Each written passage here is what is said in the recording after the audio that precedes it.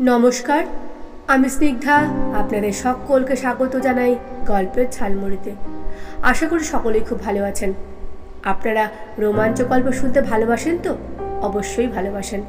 আমার আরও একটি চ্যানেল রয়েছে যার নাম গল্পগুলি। আমি চ্যানেলটির লিংক ডেসক্রিপশনে দিয়ে দেব। আপনারা চাইলে রোমাঞ্চ গল্প সেখান থেকে শুনতে পারেন। আজকে আপনাদের শোনাচ্ছি সমরেশ মজুমদারের লেখা একটি গল্প, আর একজন। আসুন শুরু করি। হাসপাতাল থেকে বেরিয়ে জিপে উঠতে উঠতে হাসল সোমনাথ সেন। এত সহজে যে ব্যাপারটা মিটে যাবে ভাবাই যায়নি। একটা আত্মহত্যার চেষ্টার কেস এসেছে এখানে, বাঁচবে কিনা বোঝা যাচ্ছে না। অতগুলো ঘুমের ট্যাবলেট খেয়ে যে এতক্ষণ মহিলা মরে যায়নি সেটাই আশ্চর্যের। অত্যন্ত শক্তিশালী প্রাণ না থাকলে এখনো বেঁচে থাকা সম্ভব নয়। ডাক্তার অবশ্য সে আশা করছেনও না। কোনো রকমে পেশেন্টের মুখ থেকে কয়েকটা কথা বের করেছে সোমনাথ। বলতে বলতে জ্ঞান হারিয়েছে, কিন্তু তাতেই কাজ চলে যাবে তার। মহিলা কেন আত্মহত্যা করতে চাইলেন তা জানতে আর অসুবিধে নেই। অনেক চেষ্টার পর বিড়বিড় করে বলেছিলেন মহিলা, অরুণদা জানে, অরুণদা। কোথায় থাকেন তিনি? কে তিনি? অরুণদা, ফরে পুকুর। ব্যাস এইটুকুই। ফরে পুকুরে সোমনাথের কয়েকজন বেশ জানাশোনাও আছে। জিপটা নিয়ে ও প্রথমে সেখানকার একটা চায়ের দোকানে এলো। একটু খোঁজ করতে জানা গেল এ পাড়ায় 3 জন অরুণ থাকে। একজন প্রায় নাবালক, তাই তাকে বাদ দেওয়াই যায়। অন্য 2 জনের বাড়ির খবর নিতে সোমনাথ প্রথম জনের দরজায় কড়া নাড়ল। টাক মাথা আলু ভাতে মুখ এক ভদ্রলোক বললেন, কাকে চাই? আপনি অরুণবাবু? আগে হ্যাঁ। কণা বিশ্বাসকে চেনেন? আগে। গৌরীবাড়ি লেনের কণা বিশ্বাসকে চেনেন? না স্যার, কোনো মেয়ে ছেলের সঙ্গে আমার আলাপ নেই। মিথ্যা কথা বলবেন না। মা কালীর দিব্যি স্যার, বুকে পেসমেকার বসানোর পর আমি বাড়ির থেকে বেরোই না। যে বলেছে সে আমার 7 জন্মের শত্রু। এই বলে লোকটা হাত জোর করল। বুকে পেসমেকার? সোমনাথ খুঁটিয়ে দেখল লোকটাকে। আর একজন অরুণ এখানে থাকেন, তাকে আপনি চেনেন? ও হ্যাঁ, অরুণ সেন। ওই তো ওই বাড়িতে থাকে, দোতলায়। জলে ডোবা মানুষ যেন দড়ি ধরতে পেল এমন ভঙ্গিতে বাড়িটা দেখিয়ে দিল লোকটা। মাথা নেড়ে সোমনাথ এগোতে যাচ্ছে, লোকটা পিছু ডাকলো। কিছু মনে করবেন না স্যার, কেসটা কি? কেন, আপনার কি দরকার? না মানে ওর কাছে অনেক মেয়ে ছেলে আসে তো, সব সুন্দরী সুন্দরী। লোকটা লজ্জার হাসি হাসতেই সোমনাথ ধমকালো, বাড়িতে থাকুন, আমি আবার আসতে পারি। অরুণবাবুকে বাড়িতেই পাওয়া গেল। পুলিশ অফিসারকে দেখে বেশ অবাক ভদ্রলোক। সোমনাথের মনে হলো কিছুটা বিব্রত। সোফায় বসে সোমনাথ জিজ্ঞাসা করল, আপনি অরুণ সেন? আগে হ্যাঁ। আপনি কি করেন? আমি এখানে সুইসাইড কেসের ইনকোয়ারিতে এসেছি। Suicide case? কে করেছে? আমার প্রশ্নের জবাব দিন। অরুণ সেনের মুখ কেমন ফ্যাকাশে হয়ে গেছে উদ্বেগে। ঘাড় ঘুরিয়ে ভেতরের দরজার দিকে একবার তাকিয়ে বলল, আমি অধ্যাপনা করি। কণা বিশ্বাসকে চেনেন? কণা? 2 চোখ বড় হয়ে গেল অরুণ সেনের। কণা সুইসাইড করেছে? হ্যাঁ। কেন করেছে? কণা? সবটা সামনে ওঠার আগেই ওই প্রশ্নের কথা জড়িয়ে গেল অরুণ সেনের। আমি জানবো কি করে? আমি জানি আপনিই জানেন, কণা দেবীর লাস্ট স্টেটমেন্ট তাই। কিন্তু বিশ্বাস করুন, আমি কিছু জানি না। করি না, কারণ মৃত্যুর মুখে দাঁড়িয়ে কেউ মিথ্যে কথা বলে না। কিন্তু ইন্সপেক্টর, ওকে আমি জানতাম, আমার বাড়িতেও ও এসেছিল। একটু ইনডিফারেন্ট মেয়ে, কিন্তু আমি কি করে জানবো যে সে সুইসাইড করবে? অরুণবাবু, সেক্ষেত্রে আমি আপনাকে অ্যারেস্ট করতে বাধ্য হব, সোমনাথ বলল। একদম ভেঙে পড়লেন ভদ্রলোক। বারবার বোঝাতে চাইলেন কণা বিশ্বাসের সঙ্গে ওর আলাপ হয়েছে মাত্র মাস 5। রিসার্চ করছে মেয়েটি। এক বন্ধুর সুপারিশে ওর কাছে এসেছিলেন সাহায্যের জন্য। খুবই চাপা স্বভাবের। পরিচয় ঘনিষ্ঠ হলে লক্ষ্য করেছেন ইদানিং সে খুবই মন খারাপ করে থাকতো, অন্যমনস্কও। জিজ্ঞাসা করলে বলতো পরে বলবো। হঠাৎ গত পরশু একটা চিঠি পান তিনি, কণা লিখেছে। ভদ্রলোক উঠে ভেতরে গেলেন। ফিরতে দেরি হলো না, হাতে একটা চিঠি। সোমনাথ চিঠিটা পড়ল। অরুণদা, ভালো লাগছে না একটুও। আমার এই 26 বছরের জীবনে যা দেখলাম তাতে ঘেন্না ধরে গেছে। একটি সুন্দর চেহারার মেয়েকে দেখলেই পুরুষ মানুষ নিজেকে সংযত করতে পারে না। তাকে বিরক্ত করে প্রেম প্রকাশ না করলে তাদের জীবন বৃথা। আপনাকে একদিন সব বলবো, কণা। ছোট্ট চিঠি।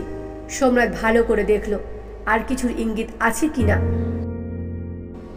চিঠিটা ভাঁজ করে পকেটে রেখে বলল, ওর সম্পর্কে আর কি কি জানেন? অরুণ বললেন, মেয়েটি ভালো। ওর হাসি এবং কথা শুনলে ওর বিরুদ্ধে কিছু ভাবতে ইচ্ছে করে না। শুনেছি ওর বাবা বছর 2 আগে মারা গিয়েছেন। ও ওর মায়ের সঙ্গেই থাকে। আসলে মেয়েটির মধ্যে অদ্ভুত একটা মিষ্টি আকর্ষণ আছে, যা বোধ হয় ছেলেরা এড়াতে পারে না। আবার আসবে সোমনাথ জানিয়ে বেরিয়ে এলো। ওর মনে হচ্ছে অরুণ কিছু লুকোয়নি। তাহলে কণা বিশ্বাসের শেষ বিবৃতি অনুযায়ী স্বস্তির কোনো কারণ থাকলো না। অরুণ যদি মৃত্যুর কারণ না জানে, না, ভদ্রভাবে চলবে না। থানায় নিয়ে গিয়ে অরুণকে আবার চাপ দিতেই হবে। নির্দিষ্ট পদ্ধতি প্রয়োগ করলে যদি কিছু লুকিয়ে থাকে তাহলে প্রকাশ করতে বাধ্য হবেই। তার আগে একবার ওর বাড়িতে যাওয়া দরকার। থানায় ফিরে অন্য ঝামেলায় কিছুক্ষণ সময় কাটল সোমনাথের। তারপর সে হাসপাতালে ফোন করলো। কিছুতে লাইন না পেয়ে সোজা হাসপাতালেই চলে এলো। ডাক্তার এখন ডিউটিতে নেই। হাউস সার্জন জানালো মনে হচ্ছে উনি বেঁচে যাবেন। সোমনাথ বেডের পাশে এসে দেখলো কণা বিশ্বাস ঘুমোচ্ছেন। খুব শান্ত বাচ্চা মেয়ের মতো দেখাচ্ছে। মহিলার মুখে গড়নে সত্যি এমন একটা মিষ্টি আকর্ষণ আছে যে না তাকিয়ে পারা যায় না।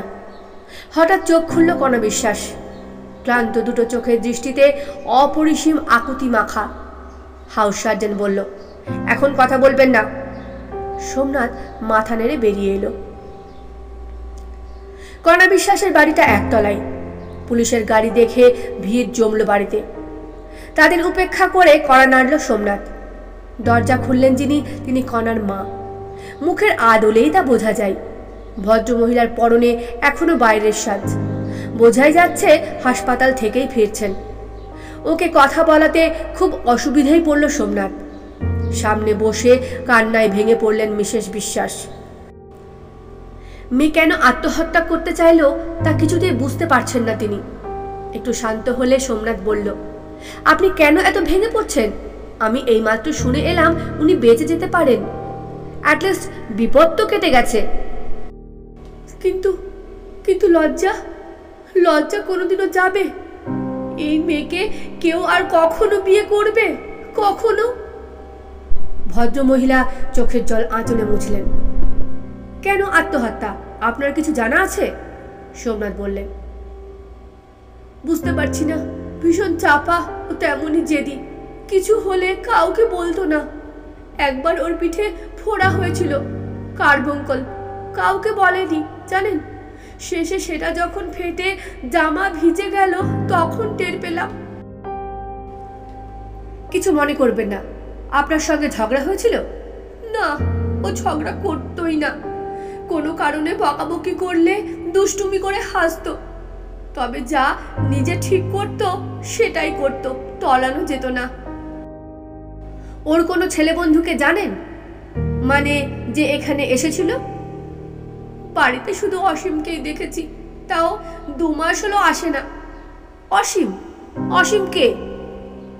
ওর সঙ্গে রিসার্চ করত, ভারী ভালো ছেলে। আসে না কেন জিজ্ঞাসা করেছিলাম, বলল বাইরে গেছে। সোমনাথ একটু খুশিই হলো। যাক, একটা ক্লু পাওয়া গেছে। হয়তো রিসার্চ নিয়ে গোলমাল, অথবা অসীম বিট্রে করেছে। প্রেম করে বিট্রে করলে অবশ্য আইনত কিছু করা যায় না। তবু এটা যদি কারণ হয়। সোমনাথ উঠল। আমি ওর ঘরটা একটু দেখব, ভদ্রমহিলা বললেন। কেন? সোমনাথ বলল, যে কারণটা আমরা ধরতে পারছি না তা যদি ওখানে জানা যায়। আসলে কি জানেন, কাউকে খুন করা যেমন অপরাধ, তেমনি আত্মহত্যা করা বা তার চেষ্টা করাও অপরাধ এবং দণ্ডনীয়। ভদ্রমহিলা সোমনাথের হাত ধরলেন। বাবা, ও আমার একমাত্র মেয়ে, যখন প্রাণে বেঁচে যাবেই বলছো তখন আর। কিন্তু কেউ যদি ওর এই কাজের জন্য দায়ী হয় তাকে শাস্তি দেবেন না? শেষ পর্যন্ত ভদ্রমহিলা কণার ঘরের সামনে এসে দাঁড়ালেন আর বলতে শুরু করলেন। ও খুব একা থাকতে পছন্দ করত। ওর জিনিসপত্রে কেউ হাত দিক সেটাও একদম পছন্দ করতো না। সোমনাথ বলল, আপনার ভয় নেই, অপ্রয়োজনীয় কিছু আমি নেব না, আর যদি নেওয়ার হয়ও তাহলে আপনাকে বলেই নেব। আপনি বিশ্রাম করুন। ঘরটি সত্যিই সুন্দর গোছানো। এক পাশে সবুজ চাদর ঢাকা খাট। ব্যবহারের পর বিছানা ঠিক করার সময় পাওয়া যায়নি বোঝাই যাচ্ছে। দুটো বইয়ের আলমারি, দেওয়ালে সুন্দর ছবি, একটা সাজগোজের টেবিলের ওপর কণা বিশ্বাসের বাঁধানো ছবি। ভুরুর তলায় চোখ এক অদ্ভুত চাউনিতে হাসছে। ছবিটার দিকে একবার তাকালে নিজেকে খুব দরিদ্র বলে মনে হয়। বেচারা অসীম যে কেন চলে গেল। সোমনাথ নিঃশ্বাস ফেলল। আলমারিটা খুলল সোমনাথ। যেন ফুলের বাগানে ঢুকছে এমন একটা মিষ্টি গন্ধ ছড়িয়ে পড়ল। থাক থাক শাড়ি। মহিলার রুচি নিশ্চয়ই ছিমছাম ছিল। শাড়িগুলোর রঙেই সেটা মালুম হয়। ডায়েরি জাতীয় কিছু আছে কিনা খুঁজল সোমনাথ। চাপা মেয়েরা সাধারণত ডায়েরি লেখে। না, নেই। লেখার টেবিলে পরিপাটি করে সাজানো বইপত্র, কাগজ। লেখা কাগজগুলো যে শুধুই নোটস তা বুঝতে অসুবিধা হলো না। ড্রয়ার খুলে একটা শেষের কবিতা দেখতে পেল সে। কিন্তু এই বইটা এখানে কেন? বইটির ভেতরে কি কিছু আছে? শেষ পর্যন্ত আলমারির লকারে একটা বিস্কুটের টিন পেল সোমনাথ। প্রথমে মনে হয়েছিল গয়নাগাটি রাখা আছে, কিন্তু সেটা খুলতেই কতকগুলো ভাঁজ করা কাগজ পেল সে। ওটাকে নিয়ে চেয়ারে বসে প্রথম কাগজটা খুলল। কণা, শেষ পর্যন্ত চলে এলাম। আমি বুঝতে পেরেছিলাম তোমার কাছে অন্য কিছু চেয়ে বসাটা তুমি মেনে নিতে পারছো না। জানি তোমার যোগ্য আমি নই, কিন্তু তোমায় দেখলে যে আমার সব ওলট পালট হয়ে যায়। না, শুধু বন্ধু হয়ে মেশা আমার পক্ষে অসম্ভব। কথা দিচ্ছি বিরক্ত করব না। অসীম। সোমনাথ দেখল ঠিকানা নেই কোথাও, খামটাও নেই। তাহলে কি অসীমের জন্যেই আত্মহত্যা করার চেষ্টা? বেচারা কি ভুল বুঝেছিল কণাকে? দ্বিতীয় চিঠিতে হাত দিল সোমনাথ। এক হাতের লেখা নয়। কণা, যে নামে সবাই তোমাকে ডাকে তাই ব্যবহার করতে একটুও ইচ্ছে হয় না আমার। তুমি কি আমাকে বোঝো না? তোমার চোখের দিকে তাকালে আমি পৃথিবীটা ভুলে যেতে পারি। তোমার পাশে দাঁড়াতে এত ভালো লাগে যে আমি তার জন্য সব ত্যাগ করতে পারি। কবে প্রসন্ন হবে? সুজয়। থমকে গেল সোমনাথ। এটি আবার কি?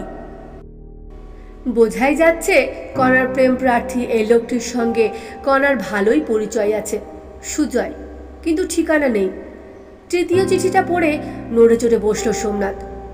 তুমি কণা নও, তুমি পূর্ণা। না হলে তোমাকে দেখে আমার সব ভরে গেল কেন? 5 বছর ধরে যে ভার আমি বহন করছি তা তোমাকে দেখেই হালকা হয়ে গেল কেন? তোমার ওই চোখ, ওই হাসি ঈশ্বর আমার জন্যেই সৃষ্টি করেছেন। জানি তোমার দ্বিধা আছে, কিন্তু এই সাজানো সংসার ছেড়ে যেতে এক মুহূর্ত বিলম্ব হবে না যদি তুমি আমাকে গ্রহণ করো। আমি প্রমাণ করতে চাই আমি তোমার যোগ্য। লাইব্রেরিতে যেদিন তোমায় আমি দেখতে পাই না সেদিন এত বিশ্রী লাগে তোমায় বলে বোঝাতে পারবো না। এ কথা ঠিক, সুজয় কিংবা অসীমের মতো তরুণ আমি নই, কিন্তু স্থির আবেগ আর ভালোবাসায় আমি ওদের চেয়ে তরুণতর। তাছাড়া অভিজ্ঞতা এবং বয়স আমাকে যে জায়গায় এনে দিয়েছে সে জায়গায় এসে আমি তোমাকে শান্তি দিতে পারি। আমি নত জানো, তুমি দয়া করো। অশোক রায়। একটার পর একটা চিঠি, অনেকগুলো মানুষের কণ্ঠ শুনল সেগুলোতে সোমনাথ। প্রত্যেকের একই আরতি, দয়া করো, ভালোবাসা দাও। প্রথমে মনে হয়েছিল মেয়েটি বহুবল্লভা বা খেলুড়ে, নইলে এত পুরুষ ওর জীবনে আসবে কেন? হয়তো এতগুলো মনকে নাচিয়ে শেষে ধরা পড়ে আত্মহত্যার চেষ্টা করেছে।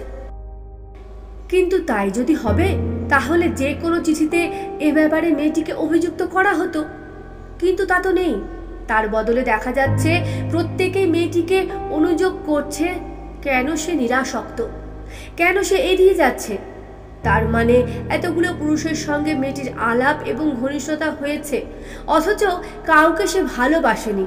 এমনকি প্রেমের ব্যাপারে অভিনয় করেছে বলে কোনো চিঠিতে একথা স্পষ্ট লেখাও নেই। কিন্তু প্রতিটি চিঠিতে একটি ব্যাপারে আশ্চর্য মিল আছে। সবাই মেয়েটির চোখ এবং হাসির আকর্ষণের কথা উল্লেখ করেছে। সোমনাথ ঘাড় ঘুরিয়ে টেবিলের ওপর রাখা ছবিটি দেখল। ঘরের ওই কোনায় বসেও মনে হচ্ছিল যেন চোখ দুটো তাকে কৌতূহলের সঙ্গে লক্ষ্য করছে। তাহলে কি এই মানুষগুলোর ক্রমাগত প্রেম নিবেদনে অতিষ্ঠ হয়েই মেয়েটি এই পথ বেছে নিয়েছে? অস্বস্তি বেড়ে গেল সোমনাথের। এইসবই তার অনুমান, কোনো প্রমাণ পাওয়া গেল না। ভদ্রমহিলাকে মৌখিক ধন্যবাদ দিয়ে সে বেরিয়ে এলো বাড়ি থেকে। মেয়েটি কি খারাপ? পরক্ষণেই মনে হলো না, ওই চোখ দুটো কোনো মতেই খারাপ মেয়ের হতে পারে না। বিকেলে খোঁজ নিয়ে জানলো ভদ্রমহিলা ভালো আছেন। তখনই খেয়াল হলো এবার ওকে সরাসরি জিজ্ঞাসা করলেই কারণটা জানা যাবে, না বললে চাপ দিতে হবে। হাউস সার্জন বললেন, আপনি এসেছিলেন, ওকে বলেছি বিপদ নেই, তবে কথা কম বললেই ভালো। সোমনাথ বললেন, ওর মা ছাড়া কোনো পুরুষ এসেছিল দেখা করতে? না তো। আজ ইউনিফর্ম পরে আসেননি সোমনাথ। দরজায় দাঁড়িয়ে সে চমকে উঠল। সেই চোখ তার দিকে তাকিয়ে আছে। কাছাকাছি হতে সে মুখ নামিয়ে বলল, কেমন আছেন? আমি পুলিশ। কথা থামিয়ে দিল কণা। অদ্ভুত ক্লান্ত কিন্তু মায়া জড়ানো গলায় বলল, জানি। চাহনির সঙ্গে ঠোঁটের কোণে হাসি ফুটল এবার। সোমনাথ কোনো রকমে বলতে পারল, কিছু চিন্তা করবেন না, আমি আপনার মাকে কথা দিয়েছি, আপনার কিছু হবে না। হাসিটা একটু কেঁপে উঠল, তাও জানি।